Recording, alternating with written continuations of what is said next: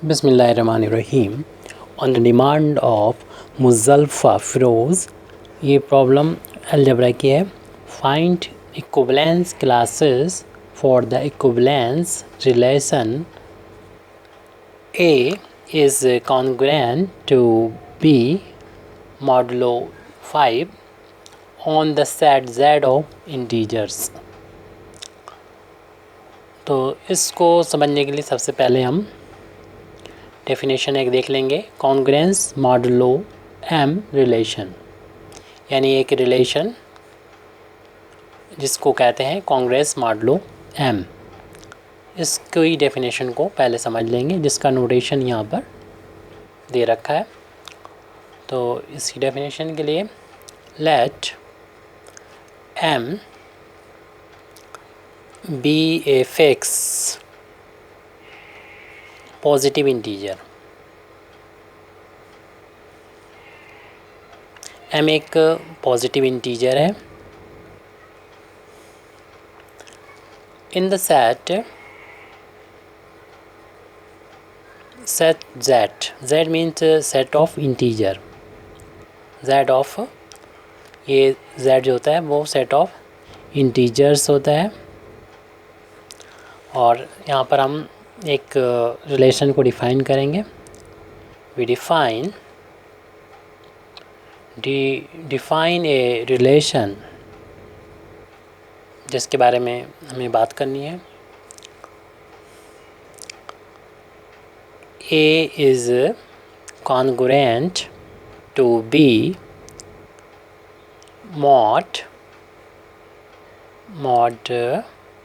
Modulus यानी modulo M if M divides A minus B। ये होता है इफ़ एंड ओनली इफ़ का साइन। इसका मतलब होता है कि अगर ये सही है तो ये होगा और ये सही है तो ये होगा, यानी दोनों इक्विवेलेंट होते हैं। तो यहाँ पर इसका मतलब ये होता है कि A माइनस बी को M पूरा डिवाइड करता है, या हम दूसरे शब्दों में कह सकते हैं कि M डिवाइज़र होता है A माइनस बी का। तो यहाँ पर अपना जो रिलेशन है ये कॉन्ग्रुएंस मॉडुलो M का, उसको हम समझना है कि A क्या है इसमें और B क्या है। हमने जो सेट लिया है वो सेट ऑफ इंटीजर है, तो इसमें A भी इंटीजर होता है और B भी इंटीजर होता है। अब ये ध्यान देने की बात है कि A क्या है इसमें, B क्या है और M क्या है। जैसा कि हमें बताया गया है कि हमें जिस रिलेशन का इक्विवेलेंस क्लासेस निकालना है और इसका मॉडुलो 5 है, उसमें सेट ऑफ इंटीजर, मैंने जो सेट यूज़ करना है वो सेट ऑफ इंटीजर है। तो A और B जो होते हैं वो इंटीजर ही होते हैं। अब ये कौन से इंटीजर होंगे, तो इसको हम जब एग्ज़ाम्पल इसका लेंगे तो वहाँ पर ये बात क्लियर हो जाएगी और इस डेफिनेशन का हम यूज़ करेंगे, क्योंकि इसका मतलब ही यही होता है कि A माइनस बी, और ज़रूरी नहीं होता कि A माइनस बी हो, B माइनस A भी हो सकता है, तो इसको डिवाइड करेगा M। तो ये एक रिलेशन है। तो इस रिलेशन का नाम कॉन्ग्रुएंस क्यों है? कॉन्ग्रुएंस इसलिए है कि आपको मालूम है कि इक्विवेलेंट जो होते हैं वो उनमें कॉन्ग्रुएंसी पाई जाती है, और जो इक्विवेलेंट सेट होते हैं उसमें 3 तरह के रिलेशन पाए जाएंगे। पहला रिलेशन यानी इक्विवेलेंस रिलेशन जो होता है वो रिफ्लेक्सिव होता है। इक्विवेलेंस रिलेशन आपको मालूम है कि सिमेट्रिक होता है, और इक्विवेलेंस रिलेशन ट्रांजिटिव होता है। तो इक्विवेलेंस होने की वजह से, क्योंकि इक्विवेलेंट रिलेशन जो होता है वो ये तीनों ही रिलेशन होते हैं, तो इसलिए, और कॉन्ग्रुएंस वाला जो रिलेशन होता है वो भी इसी को डिनोट करता है। इसलिए हमारा जो जिस रिलेशन की हम बात कर रहे हैं तो ये भी इक्विवेलेंस रिलेशन होगा, यानी कॉन्ग्रुएंस रिलेशन होगा। और यहाँ पर मॉडुलो जो एक यानी वर्ड आया है वो इसकी जो डेफिनेशन है वहाँ से क्लियर हो जाएगा। अभी जस्ट पूरी डेफिनेशन नहीं है ये, अभी हम इसको जब एग्जाम्पल के तौर पर यानी इसका जब इक्विवेलेंस क्लास निकालेंगे तो वहाँ से मॉडलो भी क्लियर हो जाएगा। हालांकि मॉडलो को हम ऐसा समझ सकते हैं थोड़ा सा, इन डिक्शनरी में देखेंगे शायद वर्ड ना मिले वहाँ पर, या क्योंकि ये मैथ का ही स्पेशल वर्ड है। तो यूज़ हालांकि हम लोग डेली लाइफ में करते हैं, जैसे कि टाइम के बारे में जो घड़ी होती है उसमें 12 के बाद यानी 13-14 बजते हैं, तो घड़ी का जो मॉडल होता है 12 होता है, 12 होता है। तो वहाँ पर फिर हम क्या करते हैं कि जैसे 13 है तो 13 को डिवाइड करते हैं, 12 से डिवाइड करते हैं, तो ये जो रिमाइंडर आता है वो 1 आता है। तो यानी हम कहते हैं कि 1 बचा है, 13 बजे, या कहीं पर 14 बचा है, जैसे रेलवे वाली जो घड़ी होगी। तो हम लोग लाइफ में देखते हैं, डेली लाइफ में देखते हैं, तो उसको हम कहते हैं कि ये 2 बजे है, क्योंकि रिमाइंडर यहाँ पर 2 है।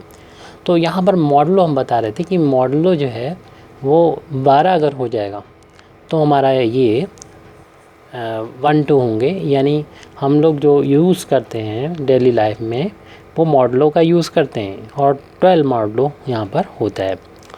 तो ऐसे ही अब हम इस रिलेशन में यानी कॉन्ग्रुएंस मॉडलो एम वाले रिलेशन में, जिसका एक पर्टिकुलर एग्जांपल मॉडलो 5 है, तो उसमें हम देख लेंगे कि यहाँ पर मॉडलो का क्लियर मतलब निकल के आ जाएगा। तो हम जो क्योंकि फाइंड करना है यहाँ पर इक्विवेलेंस क्लासेस फाइंड करना है, तो इक्विवेलेंस क्लासेस की अलग डेफिनेशन जो है वो आप तैयार कर लीजिए, समझ लीजिए। उस बेस पर हम यहाँ पर इक्विवेलेंस क्लासेस फाइंड करेंगे। जो ये रिलेशन है, इस रिलेशन का इक्विवेलेंस क्लासेस। तो सबसे पहले जो पहला क्लास हम लेंगे वो शुरुआत होती है Z का। हम कर सकते हैं कि Z में तो सेट ऑफ इंटीजर है, 0 भी होता है नंबर, 1 होता है, 2 होता है, एंड सो ऑन, -1 -2, कोई भी यहाँ से उठा सकते हैं, लेकिन शुरुआत करते हैं हम 0 से। तो 0 से हम शुरुआत करके 0 जो इंटीजर है तो उसके करस्पॉन्डिंग जो इक्विवेलेंस क्लास है 0, उसकी डेफिनेशन यानी हम जो अपने मॉडलो वाली डेफिनेशन है उसके अकॉर्डिंग जब इसको लिखेंगे, इसमें वही एलिमेंट होते हैं जो यानी x such that x belong to z, यानी इंटीजर ही होते हैं इसके एलिमेंट। ये डेफिनेशन क्लियर होगी, यानी आपके क्लास इक्विवेलेंस क्लासेस से क्लियर होगी, इक्विवेलेंस क्लासेस की जो डेफिनेशन है। लेकिन हम यहाँ पर इक्विवेलेंस क्लासेस की जो डेफिनेशन है उसमें आपने कॉन्ग्रुएंस मॉडलो भी इंक्लूड कर दिया है। तो कॉन्ग्रुएंस मॉडलो की डेफिनेशन भी इसके अंदर समाहित करना है। ये 0 है हमारा, तो यहाँ पर वही एलिमेंट लिखे जाएंगे, सारे Z के नहीं लिखे हैं, उन्हीं एलिमेंट को लिखा जाएगा जो इक्विवेलेंस रिलेशन रखता है इस 0 के साथ, उन सारे एलिमेंट की को लिखा जाएगा। हालांकि ये डेफिनेशन जो है वो आपके इक्विवेलेंस क्लास की डेफिनेशन है, लेकिन यहाँ पर अब मॉडलो भी शामिल हो रहा है, तो वो अगले स्टेप में यहाँ पर मॉडलो आ जाएगा, अभी फ़िलहाल तो नहीं है।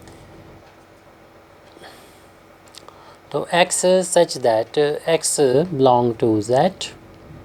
तो अब मॉडलो देखिए आ रहा है कि अभी हमने यहाँ पर जो लिया था रिलेशन वो उसका यूज़ करना है, और कहा था a क्या है b क्या है। तो यहाँ पर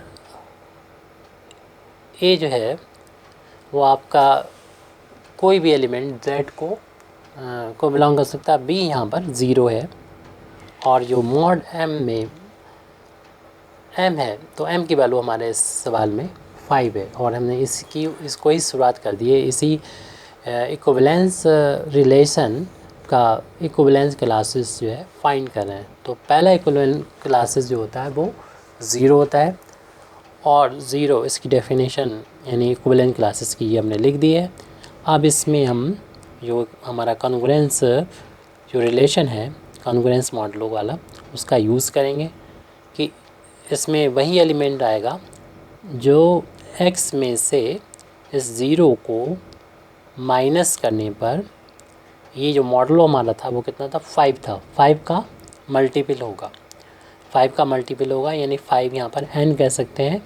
और n जो होगा बिलोंग करेगा z को। इसको फिर ओपन करके हम यहाँ पर लिखेंगे।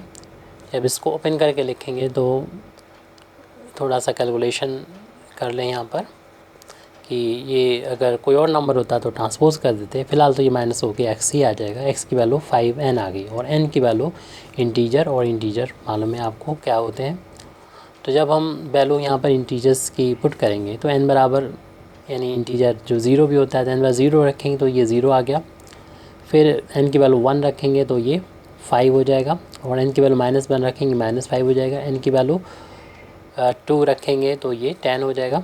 n की वैल्यू -2 रखेंगे -10 हो जाएगा। इस तरीके से n की वैल्यू जो सेट ऑफ इंटीजर होता है z, आपको पता ही है कि सेट ऑफ इंटीजर, इसको हम यहाँ पर लिख दे रहे हैं सेट ऑफ इंटीजर यानी z की जो वैल्यू होती है वो 0 1 2 3 एंड सो ऑन होगी, -1 -2 -3 एंड सो ऑन। तो n की वैल्यू इनमें से ही हमारी होगी क्योंकि यहाँ लिखा हुआ है n बिलोंग टू z। तो जैसे जैसे वैल्यू रखते जाएंगे यानी n की वैल्यू 2 तक 3 रखेंगे तो ये 15 हो जाएगा, और यहाँ पर -3 रखेंगे तो -15 हो जाएगा। तो प्लस में भी ऐसे बढ़ते जाएंगे और माइनस में बढ़ते जाएंगे और एक इनफाइनाइट सेट होगा। और ये सारे एलिमेंट जो होंगे वो आपको मालूम है कि सबसेट, ये सारे z के ही एलिमेंट हैं, इसलिए हम कह सकते हैं ये सबसेट होगा। और ये डेफिनेशन भी होती है यानी इक्विवेलेंस क्लास की डेफिनेशन होती है। जो भी इक्विवेलेंस क्लास होता है वो अपने जिस सेट पर वो डिफ़ाइन किया जाता है, हमारा इंटीजर पर है तो इंटीजर का ही ये सबसेट होगा। हालांकि आपको ये नहीं देखना है, हमें सारे क्लासेस इक्विवेलेंस क्लासेस फाइंड करना है। जो हमने यहाँ पर एक क्लास फाइंड कर लिया है। कितने क्लास होंगे ये आपको पता चल जाएगा। ये 5 क्लास होंगे, 5 मॉडलो था तो 5 क्लास ही होते हैं। ये अभी पता चलेगा कैसे। 0 के बाद हम लेते हैं 1 को भी इसी तरीके से ऊपर जैसे डिफ़ाइन किया है उसी तरीके से डिफ़ाइन करते हैं। यानी हम लोग जानते हैं कि इक्विवेलेंस क्लासेस में वही एलिमेंट दिए जाते हैं जो बिलोंग करते हैं z को, यानी सेट ऑफ ये इंटीजर को x such that x belong to z। और साथ ही साथ उन एलिमेंट को यानी इस सेट में उस एलिमेंट को रखा जाएगा जो इस 1 के साथ इक्विवेलेंस रिलेशन रखेगा। और वो इक्विवेलेंस रिलेशन क्या है? वो इक्विवेलेंस रिलेशन आपको मालूम है, वो रिलेशन है congruence modulo 5, a congruent to v और मॉडलो 5, ये रिलेशन है। तो इस रिलेशन को जो कि यहाँ शॉर्ट में लिखा गया है, इसको जब हम ओपन करके रखेंगे यानी इस रिलेशन को जो दिखाया गया है इसके अकॉर्डिंग वैल्यू रखेंगे तो ये ऐसे लिखेंगे जैसे कि ऊपर लिख चुके हैं हम लोग। x such that x belong to z, x में से माइनस करेंगे तो मॉडलो वाली डेफिनेशन को भी अब यहाँ पर इस इक्विवेलेंस रिलेशन में शामिल हो जाएगी। यानी x - 1 इक्वल टू ये हो जाएगा 5 और यहाँ पर कोई इंटीजर n और फिर वही n बिलोंग टू z कर दिया जाएगा। ये जो डेफिनेशन है यहाँ वाली जो है वो इस रिलेशन की जो इक्विवेलेंट रिलेशन यहाँ पर डिफ़ाइन किया है हमारे, ये रिलेशन ना सिर्फ इसके लिए था बल्कि ऊपर भी जो है इस पहले वाले 0 के लिए भी वही रिलेशन था, उसी के अकॉर्डिंग ये लिखा था और आगे भी जो होंगे उनके लिए लिखेंगे। तो यहाँ पर हमें x की वैल्यू निकालना होगी क्योंकि ये जो हमारा इक्विवेलेंट क्लास है उसमें x की वैल्यू क्या क्या होगी वो यहाँ से पता चल रहा है। यानी वो ये प्रॉपर्टी होगी एक इंटीजर ही होगा और ये तब मिलेगा जब x such that x belong to z, इस 1 को ट्रांसपोज कर दीजिए, यानी हम 5n में 1 जोड़ेंगे तब मिल जाएगा n belong to z. n की यहाँ पर क्या है, सेट ऑफ इंटीजर को बिलोंग कर रहा है। तो अब यहाँ पर हम एक एक करके वैल्यू रखेंगे और इक्विवेलेंस क्लास 1 को फाइंड कर लेंगे। तो जब हम n की वैल्यू 0 रखेंगे, 0 रखने पे ये 0 के x की वैल्यू पहले 1 मिलेगी, फिर उसके बाद हम ये 1 रखेंगे, तो 1 रखने पर ये 5 और 1 6 हो जाएगा ये। फिर -1 रखेंगे और -1 हमने यहाँ पर अगर रखा तो इसकी वैल्यू जो होगी वो -5 हो जाएगी, और +1 करेंगे तो -4 मिलेगी। इसी तरीके से फिर n की वैल्यू 2 रखेंगे तो 10 1 ये 11 हो जाएगा, और फिर -2 रखेंगे तो -10 में से एक प्लस हो जाएगा तो -9 बचेगा। ऐसे ही हम लोग आगे बढ़ते जाएंगे, इस तरफ प्लस वैल्यू उधर माइनस वैल्यू रखते जाएंगे, और हमको एक जो सेट मिलेगा यहाँ पर, ये सेट ही सबसेट होगा z का, और ये 1 का इक्विवेलेंस 1 का इक्विवेलेंस क्लास है। और जो प्रॉपर्टी होती है इक्विवेलेंस क्लास की, उसकी ये भी होती है, जैसे कि हमने अगर 0 को निकालना है तो 0 इसके अंदर मौजूद होगा, अगर 1 निकालना है तो 1 भी इसके अंदर होगा, और इसमें अगर 0 नहीं है तो फिर a यानी 1 और ये 0 वाला जो इक्विवेलेंस क्लास होंगे, अगर इनका इंटरसेक्शन लिया जाएगा तो वो 5 आएगा, यानी कोई कॉमन एलिमेंट नहीं होगा। और ये प्रॉपर्टी बता दी हमने, जो कि आपने पहले ही पढ़ी होगी इक्विवेलेंस क्लास की। यहाँ पर तो बस हमें फाइंड करना है इस रिलेशन का इक्विवेलेंस, इस रिलेशन का इक्विवेलेंस क्लासेस, इक्विवेलेंट क्लासेस निकालना है इस रिलेशन के, यानी z जो सेट ऑफ इंटीजर है उसको ये रिलेशन पार्ट्स में बांट देगा। देखेंगे 5 पार्ट्स में बांट देगा, वो उनमें से 2 हमने निकाल लिए हैं 0 1 के। अब हम इंटीजर इक्विवेलेंस क्लासेस लेंगे 2 का इक्विवेलेंस क्लासेस को इस तरीके से लिखा जाता है, और फिर इसके बाद डेफिनेशन वही होगी कि x such that x belong to z, और x रिलेशन यानी इसके जो भी एलिमेंट होंगे वो 2 के साथ में एक रिलेशन रखेंगे, इक्विवेलेंस रिलेशन। और जिस इक्विवेलेंस रिलेशन के बारे में बताया गया है ये वो है एक्चुअल में a congruent to v mod 5। तो इस रिलेशन को यहाँ पर हम ओपन करेंगे, यहाँ पर डिफ़ाइन कर देंगे इसको।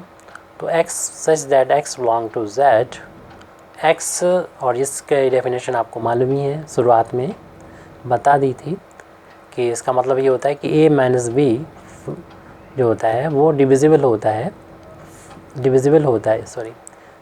a माइनस b 5 से डिविजिबल होता है। तो इसको इस तरीके से भी लिख सकते हैं कि अगर x में से 2 को माइनस करेंगे तो वो 5n होगा, यानी 5 से डिविजिबल होगा, और यहाँ पर n बिलोंग होना चाहिए सेट ऑफ इंटीजर को। ये एक अलग डेफिनेशन, मतलब एक अलग फार्म है और ये अलग फार्म है, लेकिन दोनों एक ही चीज़ है। ये जो डेफिनेशन यहाँ पर हम लोगों ने देखी थी, इसका मतलब भी यही है, ये है, या फिर ऊपर कहेंगे ये है, या फिर कहेंगे हम ये। तो इसको यहाँ से फिर हम इसकी टोटल वैल्यू सेट की निकाल सकते हैं, यानी x बिलोंग टू, यानी वही एलिमेंट लिखना है जो इंटीजर होंगे।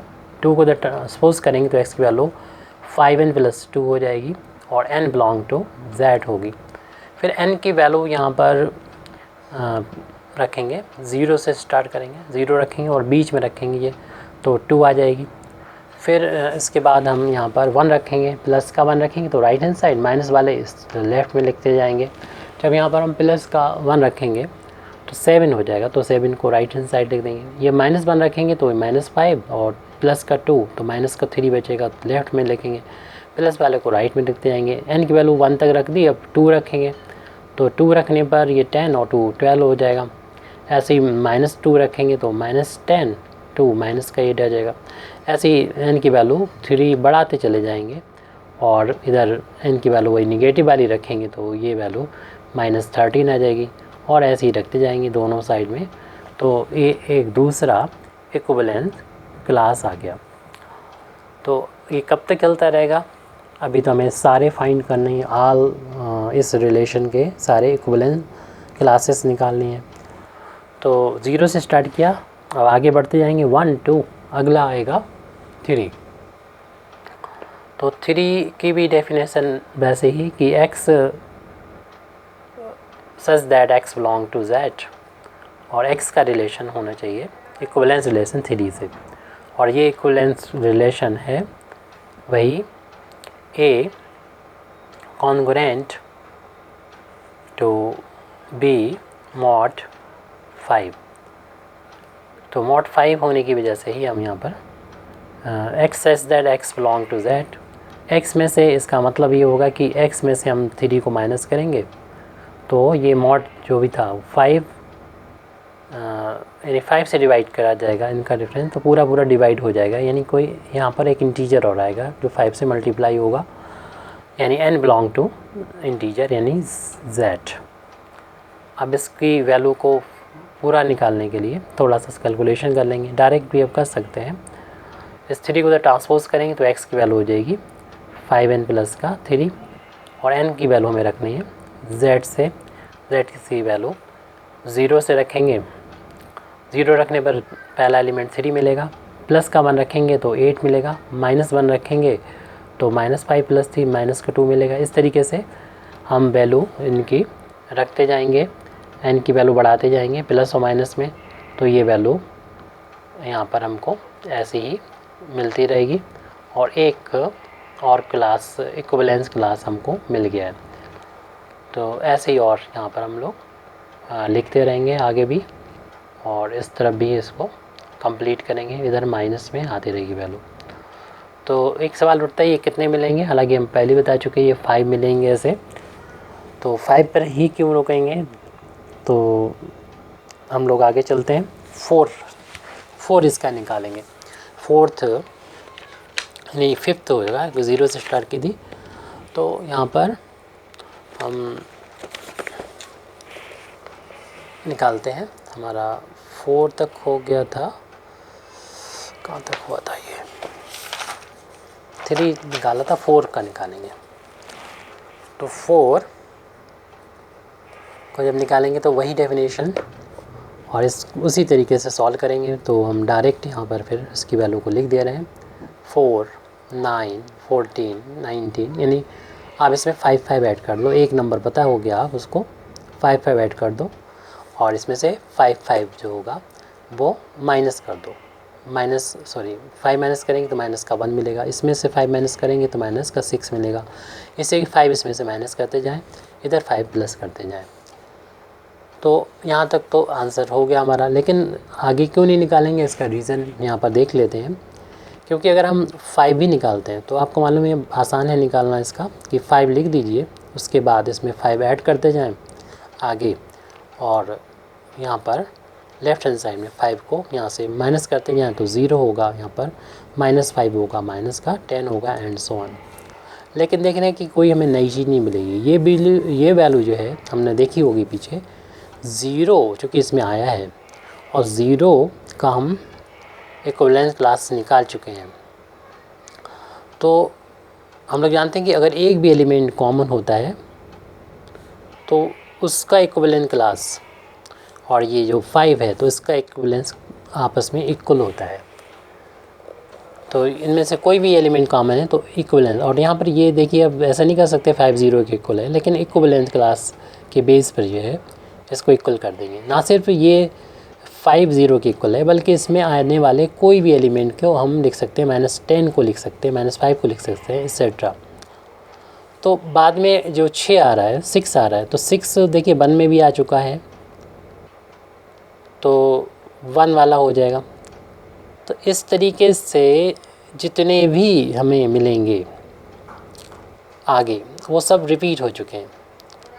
तो सिर्फ जो 5 मॉडलों का इक्विवेलेंट क्लास है जो Z को डिसजॉइंट इक्विवेलेंट क्लासेस में बांटेगा, तो ये 5 हैं।